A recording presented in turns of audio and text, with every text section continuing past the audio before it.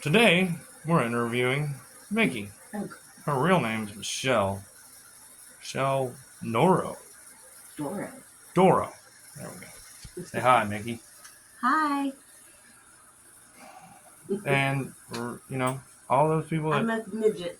she's not a midget, but we're going to see what life is just like. 'Cause people don't tell stories no more. So, you were born in Portsmouth. Yeah. Okay. Two parents that were 15 years old that met in the 60s. I was born in 65. I'm the love child. The first of two children that my parents had. How old was your mom? 15. My father was 15. I was born when they were 16. Oh, So, you were born in Portsmouth. No love child. You was a love child. I was born in Dayton. I was conceived in Portsmouth. My parents met there. Oh, okay. My mother's family was quite religious. My father's was not. My father's family were, last name was Cyprus. They were Black Irish. And then your mom was Cherokee. Half Indian and half Dutch. My great-great-grandmother was full-blood Cherokee, settled along the Ohio River. She was part of the Ohio, when all the Indians got land from Ohio. They called them the Ohio tribes. And my great-great-grandmother was Cherokee, and my great-great-grandfather was Dutch. Little Dutch man and a great big Cherokee woman. And Dutch? Where are those people from? I'm not sure where Dutchland? Scotland. Is that a place? Scotland, Ireland. So what was it like growing up? We were poor. My mom put herself through school when I was in the 6th grade. She started at Sinclair. She went to school for 4 years. Sinclair's been around since the 60s? Since she put herself through school and became a registered nurse. And spent her entire life working in a hospital and specialized at the end in psychiatric nursing. Psychiatric. Yeah. So before Ohio closed all of their psychiatric wards in the hospitals, that was her job. She was head nurse at Good Salem. Oh, back on Salem. They used to be there. That's where, yeah. I love that hospital. All my children have been born there. It was a great hospital. Was. It's gone now. Well, yeah. Well, so are all the mental institutions. That's why our homeless people are so deranged. And that's... We put our mental health patients on the street. Or in prisons. Right. Did not give them any background. No job sense. No state of well-being. No nothing. It's here. When did that happen? Because there used to be. My mom, I think it happened because I was just a kid still. I mean, in my early 20s. Right, but that's still being 80s, in the early 90s. Was when I was alive when I believe it was happening. And they took it was horrible that Ohio did that to people that really needed help. I don't know this might sound stupid, but do other states have crazy places? Some do, some don't. I really couldn't tell you because after my mom passed away, I didn't follow psychiatric nursing or anything like that. Right, aren't you, Anyway, so about your childhood. That's it. I'm part Dutch. What did your dad do? A little bit of everything. You name it. My dad was a rounder. Right on. Well-rounded man. Yeah. Best to be. Play pool in the bar. Oh, yeah? Yeah, like to win money that way. Hell yeah. Play cards. Ran around on Main Street down there with Step in the game. Torsion bar. And remember the old torsion bar in the Upper Crust? Did you ever run around on North Main Street in Dayton? Yeah, but I hung around there when sagging your pants was cool. Docks where the 7-Up's at. I lived on Shady Side Main Street was my first apartment. It's a U-shaped apartment complex. And nowadays, I'm a big man and I will go down there, but, back then it wasn't. It wasn't a bad neighborhood, but now it's not a very good one at all. No. I mean, I used to work at Extreme Auto Sports when I was 17 and 18. It was my second job. It's on Grand in Maine, big rim shop, right by the highway. uh, so, So what was your first job? Working. My first job was cleaning cages out, actually, at Huber Heights Animal Hospital with my mother. She'd take me in there at the night. Somebody's got to go in there. And my mom's always worked with animals until she became cybersecurity engineer. So she worked at Huber Heights Animal Hospital, at Diamond Mills, Diamond Clinic, or Kennels, right up here. And then she cleaned houses. I can clean a house. Boy, I can clean a I house. can clean it. My mom did that too. To make money on the side while she's putting herself through nursing school. I guess, well, my parents were children having children. Kidding. Well, mine too. 15 right. years old. I can understand. I can relate. Yeah, 15 years old. So she's been thinking about doing at 14. That's a child. Well, my sister was born when my mom was 15, and my mom and dad were high school sweethearts. But my mom got married off. My grandmother married her off. I'm not going to continue to make up. Oh, you're fine. No, go ahead. No, I wanted to not have those big weeping cystic acne cysts hanging out all over my face. They're getting better, but I still want to pick them. Well, either way, my mom started off at the Rolling Pin Bakery when that's the first memory I could have, but I remember going there when I was young. In Union? Mm-hmm. Yep. My mom's name's Amy. It used to be Fazik. That's the mother that's the judge now? Or? No, she's a cybersecurity engineer. Okay. But she does work for, like, Montgomery County Police. She programmed all the police cruisers, computers and shit. She does all kinds of cool shit. Loss prevention kind of people. Which loss prevention is actually kind of gangster as hell. It's not just people that walk around or look at cameras. It's people that can find you. Right. MacGyver you. I used to love that shit. I like MacGyver too. Let me get this paper clip and this piece of string. We're going to hook this fish and it's going to pull us to shore. Sure, right. Motor's out of the boat, but we're going to get there with a dolphin and a fucking piece of string and a damn... Yeah. We'll make it almost there, but enough there that we can walk out. Right?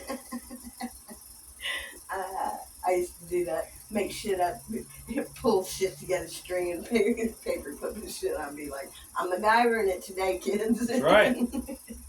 So, it works, that's all that matters. 65. How old are you then? 1965 you were born. How? I am, as of this year, 59 years old. I'll be 60 in February next year. I want to say my grandmother was born in... Too long, I'm too old. I've been around too long, I feel like. 62 or 53. 60 years is... I never thought I'd be here for 60 years. It's a long time. You don't have any children? No. I had a tubal pregnancy and had to have a complete hysterectomy, so I never had children.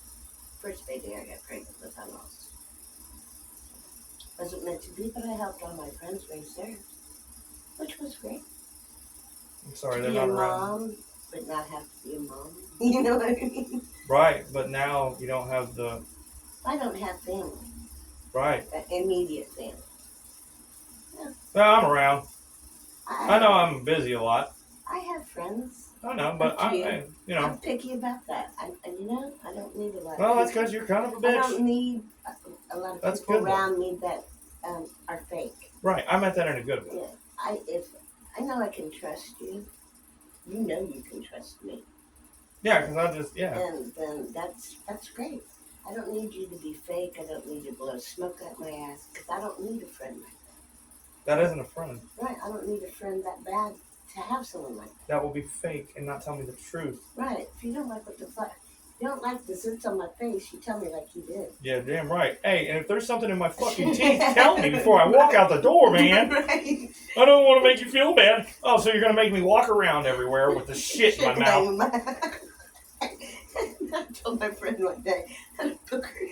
It wasn't anything obscene, but it was like, finally I seen it, like, hour or two later, I picked her up and I knew it had been there the whole time. I was like, "The fuck? Do you not see this?" Yeah. How long is it?" She's like, "Well, I meant to tell you, but I didn't want to embarrass." I said, "No, but it's more embarrassing to let me go around for 2 fucking hours with a booger hanging out of my nose Damn right. than to tell me, hey, it says you got a booger hanging." Yeah, and I think that's kind of weird for people not to open their mouth. So, why don't you drive? I don't have a car. I have a driver's license. You do? I'm actually a very good driver. I won't say I've never had any problems with anything. Had 2 car accidents, but they were not my fault. Yeah, I have a license. Just haven't had a car in about 12 years. My last car was 65 blue Camaro. Got my Really? my boyfriend Like a was SS? redoing. And when we broke up, he just let me have the car. And Really? I ran it to the ground. I didn't have the money to redo it. Old Oh Blue, I called her Old Blue. Yeah, she had a big hole in the passenger A side 65 floor. Camaro. Yeah. That the 69 is my The favorite old car. blue color. Yeah, what they made Yankos out of 65 to 69. Them. Yeah. The body style. Oh, this was the old body style. Yeah, the originals. Yeah. First set of Camaros were Novas, That and they was had my old deuce. Blue, and I had a deaf white cat, and he would ride in the passenger seat and look at the road through the hole on the floorboard. So that was my first car. Why don't you like to get out much? I don't have transportation, and since I moved here, I've had 3 falls and injured my leg, got stitches, and I haven't been able to walk very well. I acquired the cane when I moved here. Didn't have that either. So moving here has been a blessing and a fucking not very good time. I can understand. There's a stairs. And I live on Social Security, and I don't have a lot of extra money. No, you're on fixed income is what I've learned they call that. So, I'm going out to dinner. I don't have a boyfriend. I'm kind of choosy like that. I don't need to be laid. I'm 60 years old. I don't need to have sex to be having sex. Correct. I agree with that. If I care about somebody, I want to sleep with them. That's my business. But that hasn't happened lately, and I'm fine with that. Young people will find out when you turn 55 and 60. It's important to you to have sex, just like it always is. But it's not as important as it is when you're 30s and 40s. And 20s and 30s and 40s. To Tell you have a what. good sex life is important because it keeps you healthy no matter what your age. Yeah, see, I can count the women that I've had sex with one extra finger. 11 women. What? And that's because sex means something. I don't know. I had my first kid, conceived him at 13 for a first time I had sex, second. And I was 14 paying child support and going to work every day. Right. And that's Going hard to to school. do, 14 years old. I can't imagine that. The responsibility that must fall over me. Well, I drank a bunch of pesticides and ended up in KYS, killed myself. I put my best Jordans on, told my mom I loved her. Walked out the door. She somehow came and picked me up. I was walking down 49. I was on the side of the road, and her little white Toyota pickup truck showed up right next to me. And she told me to get in the truck. I got in the truck because Chrissy and her sisters would call me and tell me I was never going to be a good dad and a bunch of dumb, fucked up, weird shit. And I always thought I was going to be a piece of shit because I'd never be the dad my dad was. But my dad was never home. We always had a roof. My mom was never home either. But they worked hard for us. Yeah, that's important. I appreciate those things, and I try to pass on the good things My I have. dad wasn't home a lot, but when he was, he worked hard for us. But he was gone a lot too. It sucked, but he had to be to just keep the roof over your Yeah, head. he didn't pay nothing. Oh. My dad was kind of a scrounge sometimes too. They didn't man up to rock. And then there was a couple of years here and there, and he'd be right there and solid as rock, and then he moved to California for a couple of years. And Mom and my little brother wouldn't see him for a while. Well, I had to move away. I can understand that. Well, so she picked me up on the side of the road and drove me to the hospital. Didn't know what the fuck was wrong with me. I didn't know what was wrong with me either. I blacked out. Fell out of the truck. Good Sam's parking lot. Okay. And the last thing I remembered was opening my eyes, and my dad was in the Terry Court truck pulling into the hospital. And he was looking over me after I fell out of the truck. I said, Dad, I love you, and I'm sorry. Mm-hmm. And he threw me over his shoulder, and I puked a bunch of shit out, and he ran me into the hospital. Saved your life. No, he ended up having to take somebody's phone number down, drive back to the house to find out what I drank, because they thought it was kerosene.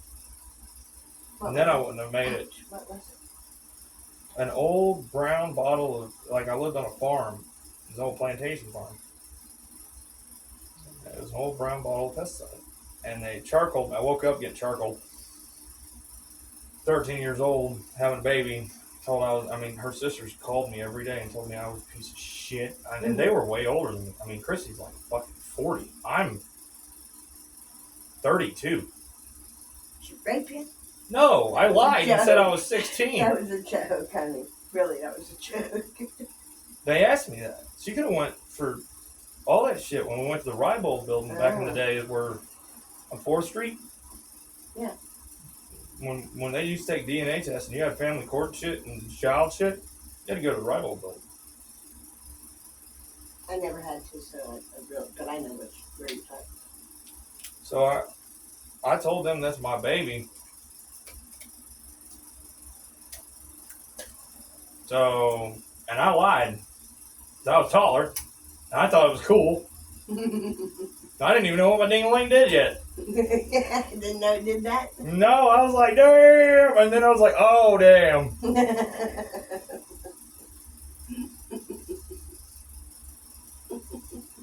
And Melissa and her brothers met my oldest son. So then, me and Chrissy's always been really good friends. I mean, we're always there for each other.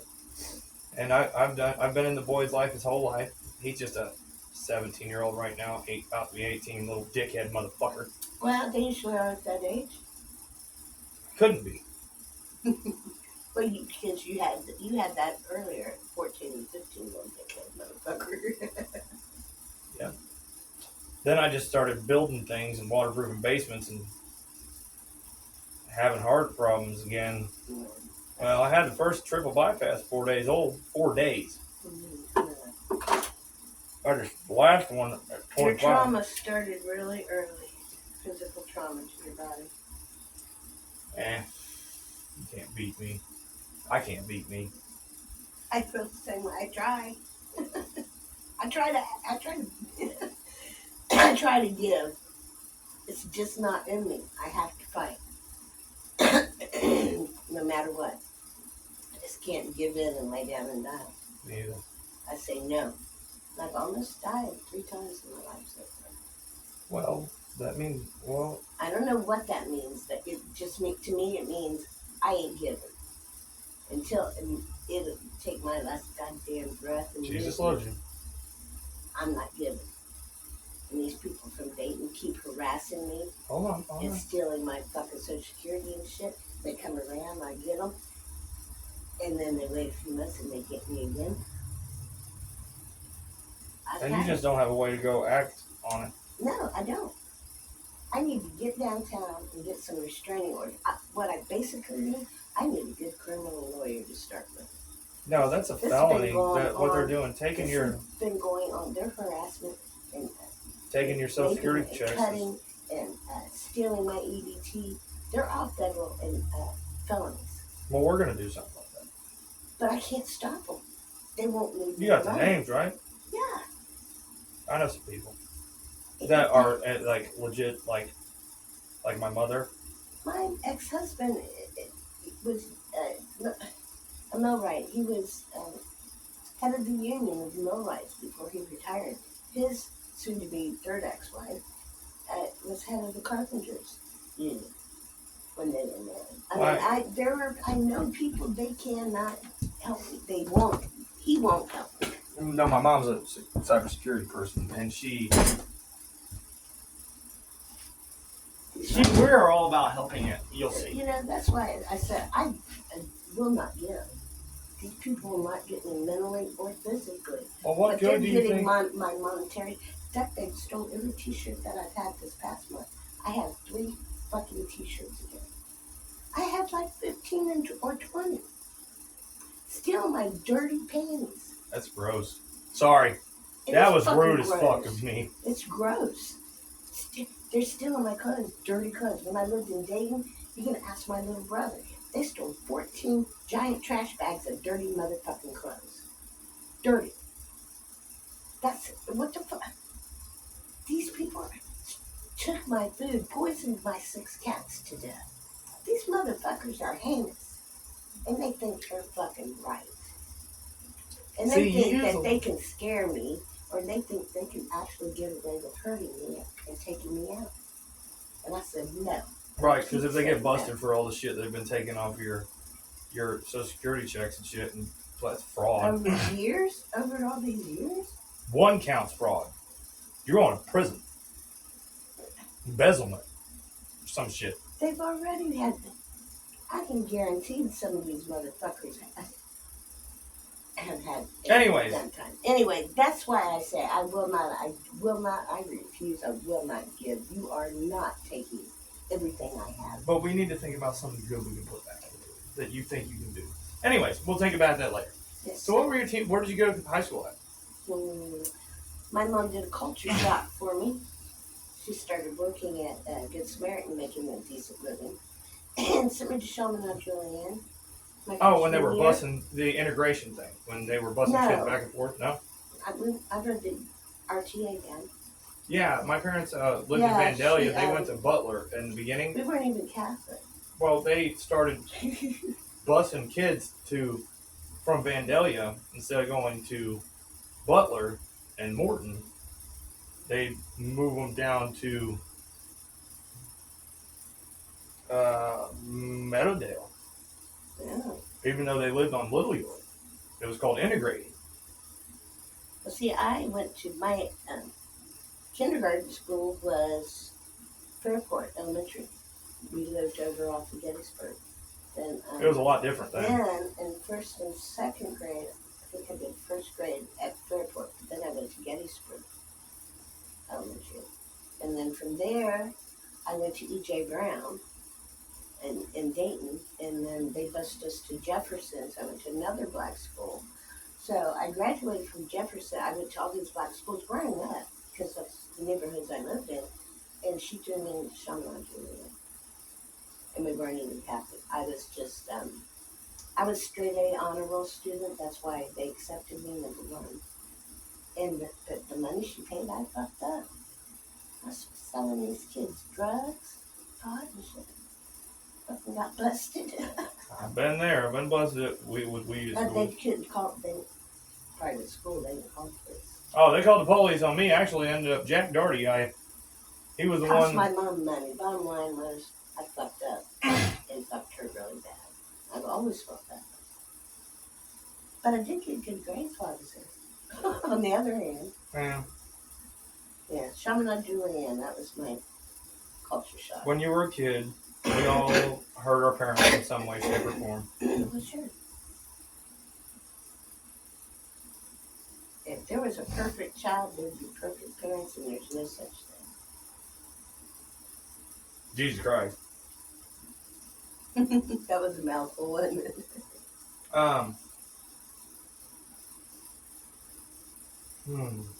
So I did not graduate high school. I went to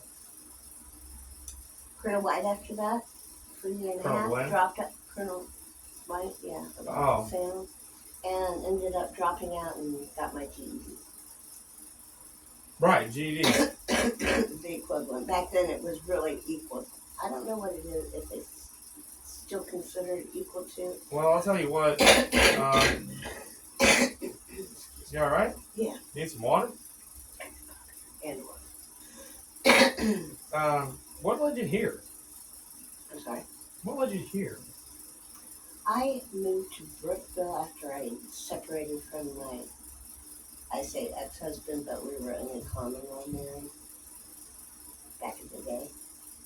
Anyway, I worked at Green Tug High when they had first built it and opened it. And so I moved to Brookville from West Manchester, where our farm is. He still owns it. I moved to Brookville and lived here for about 6 years by myself in an apartment and worked. And then moved to Dayton and did other things. But my brother moved to Brookville after that, and that's why I came back here. I understand. After I had fake cancer given to me, and I have some paperwork you just might want to read someday. And it's just so, some of it is so ridiculous you will laugh, and some of it is so heinous you will look at it and just think, and look at it and think, did these people actually think this shit was going to fucking fly? So anyway, I was put into a nursing home in Lebanon. Nursing home to receive antibiotics for cancer behind my shoulder blade, which 6 months later I figured out there was no cancer, never seen a cancer doctor. Never, et cetera, et cetera, et cetera. Bottom line was it ended up being an infection at the base of my neck where I had fallen down the stairs and fractured my neck, and I had 2 metal rods with 3 screws in each one, and so that's what we're calling cancer. My life-threatening illness that they almost overdosed me with antibiotics by 4. So that's what happened here recently, and that's what brought me back here again. When I got out of there, my brother said, "I want you to go back to Dayton. You are not going back to that house. No. I want you to come to Brookville and look at your place." What's your brother do? Mark Doran. I met him. He works with Melissa's husband, Denny, or ex-husband. Oh, Denny? Yeah. Denny and I go way back.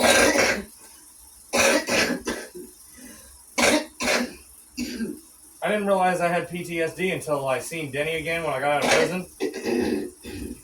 Because we were riding around, he got that Regal, and finally put the Dayton on it.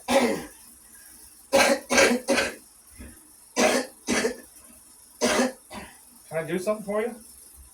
No, I have got to get to the hospital back this morning. And this. It seems like that this infection has... Do you want to go now?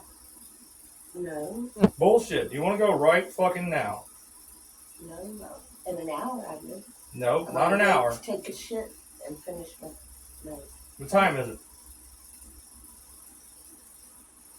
7 a.m. You got 30 minutes. Are you going to stay there? Yep. Okay. As long as I can.